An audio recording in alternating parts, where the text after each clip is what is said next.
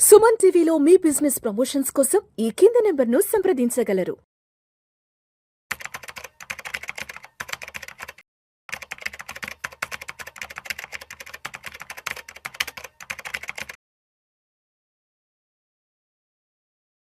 నమస్తే, welcome to Suman TV. నేను విష్ణు. ప్రస్తుతం నాతో పాటు certified financial planner and certified wealth manager Madhavi Reddy గారు ఉన్నారు. వారితో మాట్లాడదాం. నమస్తే మాధవిరెడ్డి గారు. నమస్తే అండి. Welcome to Suman TV and welcome to Vishnu talks. Thank you. So Madhavi Reddy గారు, గత 40 రోజులుగా సుదీర్ఘంగా సాగిన అమెరికా ఇరాన్ యుద్ధానికి అయితే మాత్రం ఒక 2 వారాల పాటు బ్రేక్ తీసుకుంటున్నామంటూ కూడా అనౌన్స్ చేయడం జరిగింది ట్రంప్ వైపు నుంచి. సో ఏంటి ఇప్పుడు అంటే ఈ అనౌన్స్మెంట్ వెనక అంటే ఇప్పుడు ట్రంప్ తగ్గాడంటారా, లేదంటే ఇరాన్ గెలిచింది అనుకోవచ్చా? అండ్ అదేవిధంగా ఎప్పుడైతే వార్కి సంబంధించి బ్రేక్ తీసుకుంటున్నామో అనౌన్స్ చేశారో అప్పుడు ఇండియన్ మార్కెట్స్ లో కూడా విపరీతమైన ర్యాలీ వచ్చింది. సెన్సెక్స్ ఒకే రోజు ఆల్మోస్ట్ 2000కు పైగా పాయింట్లు కూడా రాణించడం జరిగింది. ఎస్, అదేవిధంగా ఇవాళ కూడా అదే ర్యాలీ ఉంటుందని ప్రతి ఒక్కరు అనుకున్నారు. బట్ ఇవాళ అందరి అంచనాలను తారుమారు చేస్తూ ఇవాళ అయితే మాత్రం మార్కెట్లు చాలా నెగటివ్లో ట్రేడ్ అవుతున్నాయి.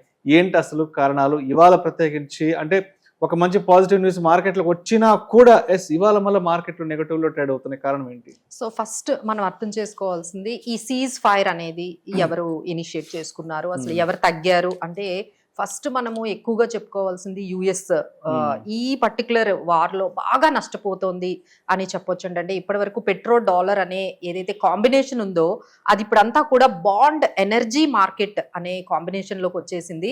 అంటే ఇదంతా కూడా ఆయన ఇంత ఎక్స్పెక్ట్ చేసి ఉండరు, ఇంత రిపిల్ ఎఫెక్ట్ వస్తుంది అని. ఓన్లీ ఇరాన్ తో యుద్ధం వరకు ఆయన ఎక్స్పెక్ట్ చేశారు. బట్ దానివల్ల ఏమైందంటే ఎప్పుడైతే ఈ స్ట్రేట్ ఆఫ్ హార్మోజ్ అంటే ఇప్పుడు మొత్తం ఈ యుద్ధం అంతా కూడా అక్కడే కేంద్రీకృతం అయింది. అంతా కూడా స్ట్రేట్ ఆఫ్ హార్మోజ్. ఈ స్ట్రేట్ ఆఫ్ హార్మోజ్ ఓపెన్ చెయ్యాలి, అంతా కూడా మళ్ళీ సవ్యంగా ఈ సప్లై చైన్ అనేది స్టార్ట్ అవ్వాలి.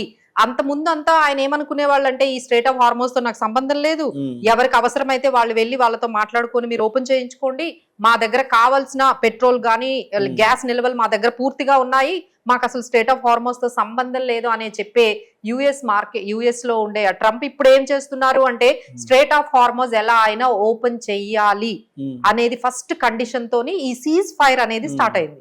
అంటే ఇప్పుడు మొత్తం జియో పాలిటిక్స్ అంతా కూడా ఈ స్ట్రేట్ ఆఫ్ హార్మోజ్ చుట్టూనే తిరుగుతున్నాయి. దానికి కారణం ఏంటంటే ఎప్పుడైతే ఈ ఎనర్జీ సప్లైస్ అన్ని డిస్టర్బ్ అవుతున్నాయో ఇమీడియట్ గా క్రూడ్ ఆయిల్ బాగా పెరుగుతుంది. ఎప్పుడైతే క్రూడ్ ఆయిల్ పెరిగిందో ఇమీడియట్ గా ఇన్ఫ్లేషన్ పెరుగుతుంది. ఇన్ఫ్లేషన్ పెరిగింది అంటే యుఎస్ లో బాండ్ ఈల్డ్స్ పెరుగుతాయి. ఇప్పటికే 4.5, 4.3% ఉన్నవి. దానివల్ల మనకి యుఎస్ లో ఉండే ఈ డెట్ ఏదైతే ఉందో వాళ్ళకి ఆల్మోస్ట్ $39 ట్రిలియన్ వాళ్ళకి డెట్ ఉందంటే అంటే యుఎస్ జీడిపి కన్నా వాళ్ళ డెట్టే చాలా ఎక్కువగా ఉంది. దాని మీద వాళ్ళు పే చేసే ఇంట్రెస్ట్ భారం అనేది 1.5 ట్రిలియన్ వరకు ఉంది. ఎప్పుడైతే ఈ ఇన్ఫ్లేషన్ పెరుగుతుందో ఇంట్రెస్ట్ రేట్స్ తగ్గవు. ఇంట్రెస్ట్ రేట్స్ పెరుగుతూ ఉన్నట్లయితే, బాండ్ ఈల్డ్స్ పెరుగుతూ ఉన్నట్లయితే అది 5%కి వెళ్ళిందంటే మొత్తం ఎకానమీయే మొత్తం బ్రేక్ అయ్యే సిచ్యువేషన్ లోకి ఉంది. అలానే మిగతా కంట్రీస్ అన్ని కూడా యుఎస్ నుంచి దూరం వెళ్ళిపోతూ ఉన్నాయి. వాళ్ళకి అసలు ఎటువంటి సపోర్ట్ ఇవ్వడం లేదు. అలానే జపాన్ కానీ లేకపోతే యూకే కానీ మిగతా మిడిల్ ఈస్ట్ కంట్రీస్ అన్ని కూడా లైక్ ఖతార్ కానీ దుబాయ్ ఇవన్నీ కూడా యుఎస్ లో ఏవైతే ఇన్వెస్ట్మెంట్స్ ఉన్నాయో అవన్నీ తీసేసుకోవడానికి కూడా రెడీ అయిపోతూ ఉన్నాయి. సో యుఎస్ అంతా కూడా ఐసోలేట్ అయిపోయినట్టుగా మనకు కనిపిస్తుంది. ఒకవైపు ట్రంప్ మీద చాలా ప్రెషర్ అక్కడ పార్లమెంట్ లో అంటే అక్కడ కాంగ్రెస్ లో కూడా ఈయన తీసేద్దామా అన్నంతగా ఈ ఇరాన్ వార్ వల్ల వచ్చే ఆ డిస్ట్రప్షన్స్ అయితే మాత్రం చాలా ఎక్కువగా కనిపిస్తున్నాయి. సో ట్రంప్ అయితే ఎట్లా ఎగ్జిట్ అవ్వాలో ఆయనకు అర్థం కావట్లేదు. ఎంట్రీ అయితే తీసుకున్నారు కానీ ఇప్పుడు ఇక్కడ నుంచి ఎగ్జిట్ అవ్వడం ఆయనకి తెలియట్లేదు. సో ఈ ఎగ్జిట్ గురించి ప్రతి ఒక్క రోజుకి సీజ్ ఫైర్ అంటున్నారు. మళ్ళీ ఇమీడియట్ గా ఇరాన్ గానీ మళ్ళీ ఇజ్రాయెల్ మళ్ళీ 2 hours అండి సీజ్ ఫైర్ అన్నారు.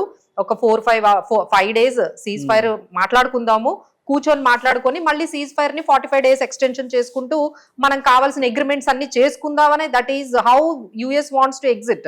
కానీ వాళ్ళకి ఎగ్జిట్ అవ్వడానికి ఛాన్స్ లేకుండా మళ్ళీ ఒక 2 hours లోనే అంటే ఈ రోజు మార్కెట్స్ ఇలా నెగిటివ్ గా అవడానికి కారణం ఏంటంటే మళ్ళీ ఇరాన్ అండ్ ఇజ్రాయెల్ మళ్ళీ ఒకరి మీద ఒకరు మిజైల్స్ దాడులు చేసుకుంటున్నారు. అంటే సీజ్ ఫైర్ కి ఎటువంటి దానికి వాల్యూ లేకుండా పోయిందండి. ఇజ్రాయెల్ ఇంకా లెబనాన్ మీద అటాక్స్ చేస్తూనే ఉంది. అంటే జస్ట్ 2 hours లోనే మళ్ళీ స్టార్ట్ చేసేసారు. సో దీని వల్ల మళ్ళీ మీకు క్రూడ్ ఆయిల్ ఎప్పుడైతే 90 సీజ్ ఫైర్ అనగానే $94 అయింది, ఇప్పుడు మళ్ళీ 98, 97. అంటే ఇంకా యుద్ధం అనేది ఇది కంటిన్యూ అవుతుంది. అది ఒకటైతే మార్కెట్ లో అందరూ అర్థం చేసుకోవాలి. యుద్ధానికి రిలీఫ్ అనేది ఒక్కసారి వస్తోంది, మళ్ళీ అది కంప్లీట్ గా మనకి యుద్ధం కంప్లీట్ గా అయిపోయింది, ఇక ఆగిపోతుంది అనడానికైతే ఇప్పుడైతే ఇంకా ఆ సిచ్యువేషన్స్ అయితే కనిపించడం లేదు. వాళ్ళైతే ఖచ్చితంగా 5 points అయితే ఇరాన్ వాళ్ళు పెట్టారు. మాకు స్ట్రేట్ ఆఫ్ హార్మోజ్ మీద మొత్తం కంప్లీట్ కంట్రోల్ కావాలి, దాని మీద మేము అంటే వెళ్తున్న ప్రతి షిప్ మీద కూడా మేము అంటే క్రిప్టో కరెన్సీలో పే చేయమంటున్నారు. యాన్ లో గానీ క్రిప్టో కరెన్సీతో మీరు ప్రతిసారి ప్రతి షిప్ కి కూడా మాకు ఫీజు పే చేయాలంటున్నారు. అలానే వాళ్ళవి ఏవైతే యురేనియం నిల్వలు ఉన్నాయో వాటి గురించి మీరు మాట్లాడకూడదు అంటున్నారు. వాళ్ళ మీద ఉన్న శాంక్షన్స్ అన్ని తీసేయాలంటున్నారు. ఇన్ని చెప్పినా we will work it out అంటున్నారు యుఎస్ వాళ్ళు. అసలు యుద్ధం ఎందుకు చేసినట్లు, అసలు ఇప్పుడు వర్క్ ఇట్ అవుట్ ఎందుకు అంటున్నారు, ఏమీ అర్థం కాని పరిస్థితుల్లో మొత్తం మిడిల్ ఈస్ట్ అంతా కూడా ఇంకా చాలా భయాందోళనలో అయితే మనకు కనిపిస్తూ ఉంది. కంప్లీట్ గా వార్ అయితే వెళ్ళడం లేదు, ఇట్ ఈస్ జస్ట్ రిలీఫ్ అనేది మనకు కనిపిస్తుంది. సరే, ఇప్పుడు 2 వారాల పాటు సీజ్ ఫైర్ అన్నారు కదా, ఎఫ్ఐఎస్ ఏంటి అసలు ఏమన్నా? లేదండి, ఎఫ్ఐఎస్ సెల్లింగ్ అయితే ఇంకా కంటిన్యూస్ గా అవుతూనే ఉంది. ఎందుకంటే వాళ్ళకి ఇంకా ఏంటంటే మనము కంప్లీట్ గా 85-80% క్రూడ్ ఆయిల్ మీద డిపెండ్ అయి ఉన్నాం. ఇండియా లాంటి ఇంపోర్ట్ ఎక్కువగా ఆయిల్ చేసుకుంటాం కాబట్టి. సో అందరూ ఏం చెప్తున్నారు, జీడిపి నిన్న కూడా మనకి ఆర్బీఐ మనకి రెపో రేట్ ని యథావిధిగా ఉంచింది. ఎందుకంటే ఇన్ఫ్లేషన్ అనేది తగ్గకపోవచ్చు, ఇన్ఫ్లేషన్ 4.4% వరకు ఉండొచ్చు. జీడిపి గ్రోత్ కూడా మనం ఆశించినట్టుగా 7.5, 7.6 కాకుండా బిలో 7% మనం ఏమైనా అచీవ్ చేసే అవకాశం కనిపిస్తుంది. అలానే యథావిధిగా రెపో రేట్స్ ని ఉంచేసింది, అంటే అన్చేంజ్డ్ గా 5.25% దగ్గరికి అన్చేంజ్డ్ గా రెపో రేట్ ని కూడా పెట్టింది. సో దీనివల్ల ఏమవుతుంది అంటే మనకి కొంచెం ఎకానమీ స్లో అవ్వచ్చు, లేదు అంటే గ్రోత్ కూడా అంటే ఇన్ఫ్లేషన్ పెరగడం వల్ల కొంచెం ఇంపాక్ట్ అవ్వచ్చు.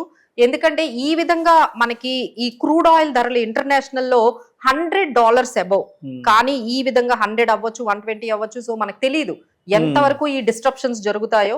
సో దీని వల్ల మనం బాగా నష్టపోయేది ఎవరు అంటే ఇలా ఇంపోర్టెడ్ ఆయిల్ మీద డిపెండ్ అయిన మన ఇండియా లాంటి కంట్రీస్ ఎక్కువగా నష్టపోతున్నాయండి. సో వీళ్ళందరూ కూడా గవర్నమెంట్ అంటే యుఎస్ మీద ప్రెజర్ పెడుతున్నారు, కొంచెం ఆపేయండి యుద్ధం అని. బట్ ఇక్కడ ఎక్కడా కూడా అంటే యుఎస్ ఇప్పుడు ఎగ్జిట్ అయిన వీళ్ళిద్దరు ఆగేటట్టుగా కనిపించట్లేదు, యుఎస్ ఇరాన్. సో ఈ విధంగా ఎనర్జీ డిస్ట్రప్షన్స్ అయితే మొత్తం అంతా కూడా జరుగుతూ ఉన్నాయి. సో అందుకని మనం ఈ రోజు మార్కెట్ లో కొంచెం నెగిటివ్ అనేది మనం గమనించాం. సో ఇప్పుడు మాధవిరెడ్డి గారు, గత 40 రోజుల నుంచి అయితే మాత్రం మార్కెట్లు ప్రతిరోజు 1000 పాయింట్లు పడ్డాయి, 1500 పాయింట్లు పడ్డాయి, 2000 పాయింట్ల వరకు పడ్డాయి. ఎప్పుడైతే ఈ సీజ్ ద ఫైర్ అన్నారో, యుద్ధానికి బ్రేక్ తీసుకుందాం అని చెప్పిన తర్వాత ఒక 2000కు పైగా మార్కెట్ పెరిగింది కదా. సో నిన్నటి ఆ పాజిటివ్ వేవ్ లో ప్రాఫిట్ బుకింగ్ అయితే గట్టిగా జరిగింది కదా.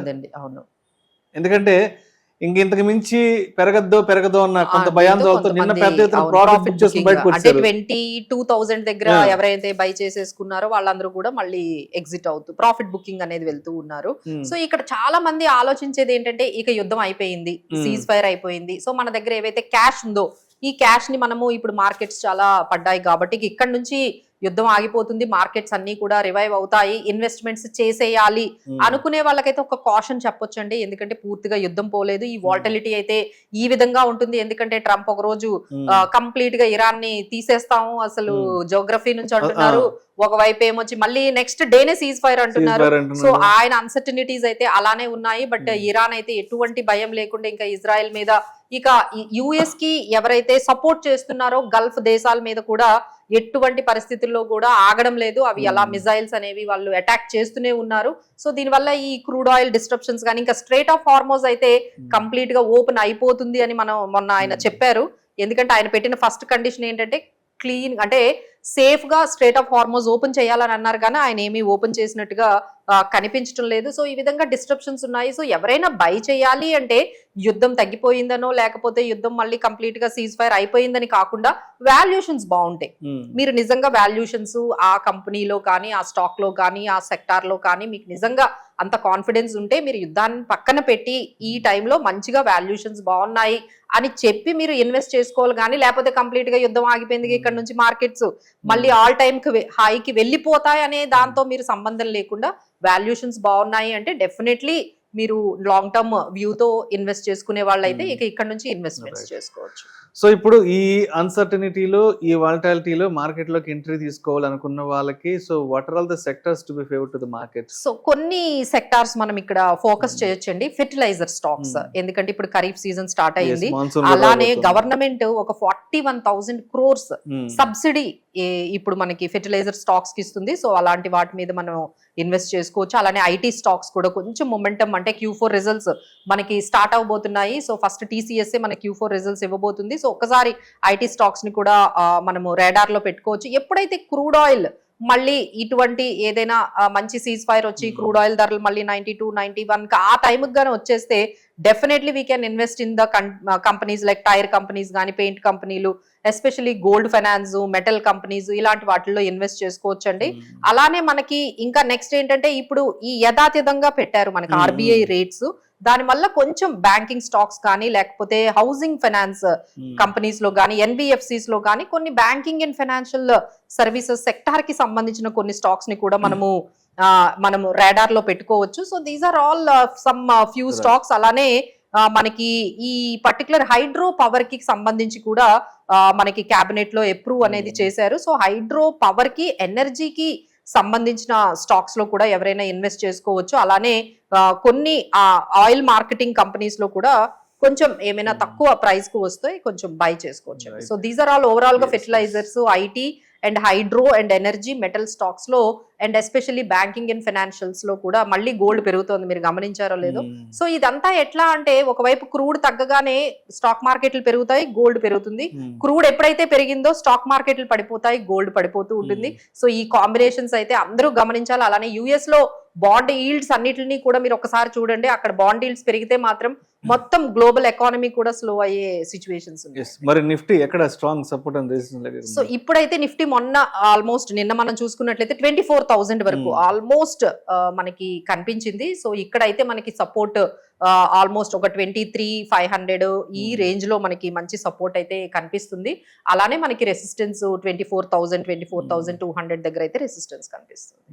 అండ్ అదేవిధంగా రెపో రేట్లకు సంబంధించి కూడా న్యూస్ ఏదో వచ్చింది కదా, దాని గురించి ఎక్స్ప్లెయిన్ చేయండి. సో రెపో రేట్ లో మనకి యథాతథంగా పెట్టారండి, అన్చేంజ్డ్ అనేది పెట్టారు స్టాన్స్ అనేది. అసలు ఎందుకు అంటే ఇన్ఫ్లేషన్ పెరుగుతుంది మన ఇండియాలో కూడా, ఇప్పుడు ఇన్ఫ్లేషన్ పెరిగే ఛాన్సెస్ ఉన్నాయి. ఎందుకంటే ఆయిల్, గ్యాస్ దానికి సంబంధించి, అంటే ఆయిల్, గ్యాస్ పెరిగితే మిగతా అన్ని ట్రాన్స్పోర్ట్ కాస్ట్లు, మిగతా అన్ని కాస్ట్లు కూడా పెరుగుతాయి. కాబట్టి ఇన్ఫ్లేషన్ పెరిగే అవకాశాలు ఎక్కువగా ఉన్నాయి. కాబట్టి సో ఇంట్రెస్ట్ రేట్స్ ని యథాతథంగా ఉంచారు. సో ఎవరైతే మనకి అంటే కొత్తగా హోమ్ లోన్స్ తీసుకున్నారో వాళ్ళకి ఆ అవకాశం లేకుండా పోయింది. ఇంకా తగ్గుతుంది అనుకున్నారు కానీ బట్ తగ్గే అవకాశం లేకుండా పోయింది. సో దీనివల్ల అంటే ఈ యుద్ధం కారణం వల్ల మనకి రెపో రేట్స్ ని తగ్గించకుండా యథాతథంగా ఉంచారు. సో గ్రోత్ వాళ్ళు చెప్పేది కూడా గ్రోత్ కూడా కొంచెం దీనివల్ల ఈ గల్ఫ్ యుద్ధం వల్ల, ఈ గల్ఫ్ వార్ వల్ల మనకి గ్రోత్ మీద కూడా కొంచెం ఇంపాక్ట్ పడే అవకాశాలు కనిపిస్తున్నాయి. ఎందుకంటే క్రూడ్ ఆయిల్ ధరలు పెరిగాయని. సో దిస్ ఈజ్ వాట్ వాళ్ళంతా కూడా చెప్పారు. ఇవన్నీ కూడా ఫ్యూచర్ లో కొంచెం స్టెబిలైజ్ అవుతాయి. బట్ ఇంటాక్ట్ ఈ